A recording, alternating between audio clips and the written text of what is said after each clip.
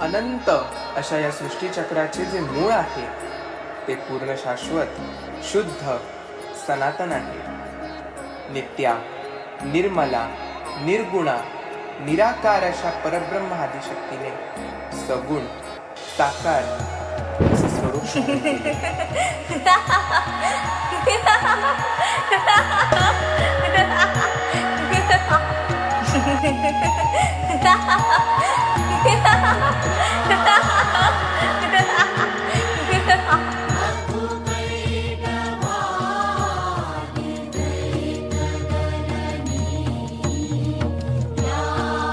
सर्वं खलविदमेवाहं ज्ञानदस्ति सनातनम्।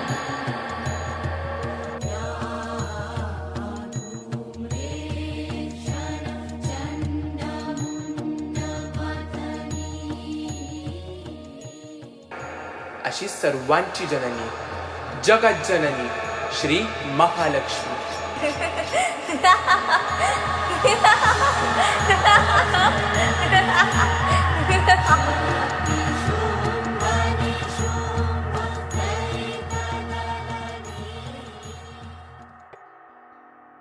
एकेकाळी श्री विष्णूंनी एका सुंदर नगरीचे निर्माण केले, काशी नगरी। आणि ह्या नगरीचे दोन समान भाग केले, एक भाग शिवाला व एक भाग शक्तीला दिला।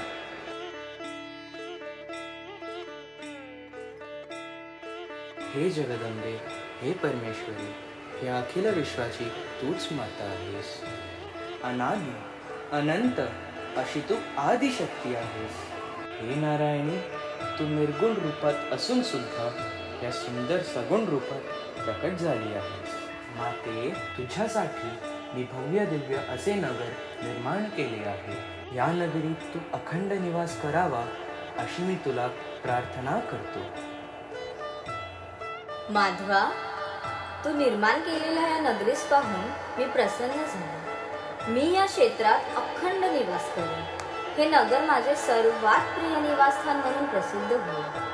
हे क्षेत्र जरी पृथ्वीवर दिसले तरी ते सर्वाहून निराळे असेल। हे क्षेत्र महामातृका क्षेत्र म्हणून जगविख्यात होईल। तू या नगरीचे निर्माण केल्यामुळे हे स्थान विष्णू काशी म्हणून ओळखले जाईल। ह्याच नगरीत दाक्षायणीचे त्रिनेत्र पडून हे महाशक्तिपीठ होईल।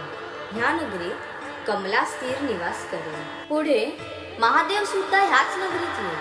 कालांतराने हे क्षेत्र करवीर म्हणून प्रसिद्ध होईल व मी श्री करवीर निवासिनी म्हणून ह्या क्षेत्रात अखंड वास्तव्य करेन।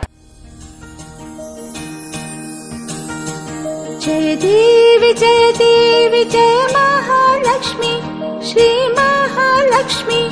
वससे व्यापक रूपे तू स्थूल सूक्ष्मी।